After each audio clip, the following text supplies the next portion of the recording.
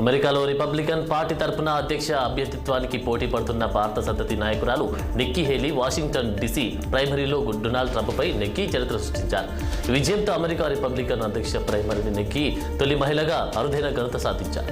దీంతో పాటు అటు డెమోక్రాట్లు ఇటు రిపబ్లికన్ల తరపున ప్రైమరీ నెగ్గిన తొలి భారత సంతతి అమెరికన్గా కూడా నిలిచారు.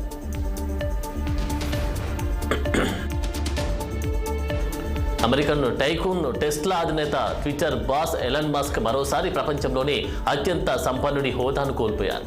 ఆయన స్థానంలో అమెజాన్ వ్యవస్థాపకుడు జెఫ్ జోసెఫ్ ప్రపంచ నెంబర్ 1 కుబేరుడిగా అవతరించారు.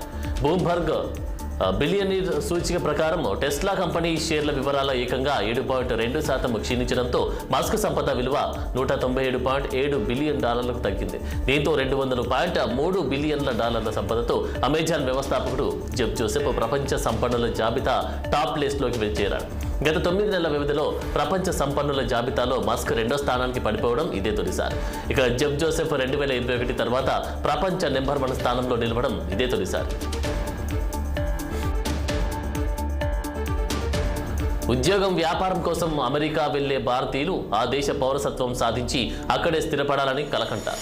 అది నెరవేరాలంటే మొదట శాశ్వత నివాస హోదానిచ్చే గ్రీన్ కార్డ్ రావాలి. దానికోసం పెద్ద సంఖ్యలో భారతీయులు దరఖాస్తు పెడుతున్నారు. కానీ చాలా తక్కువ మందికి గ్రీన్ కార్డులు మంజూరవుతున్నాయి. అమెరికాలో శాశ్వత నివాస హోదా పొందిన వారు అక్కడ సులభంగా ఉద్యోగాలు మారవచ్చు, వ్యాపారాలు చేసుకోవచ్చు. గ్రీన్ కార్డు వచ్చిన 3 నుంచి 5 ఏళ్లలో అమెరికా పౌరసత్వం లభిస్తుంది.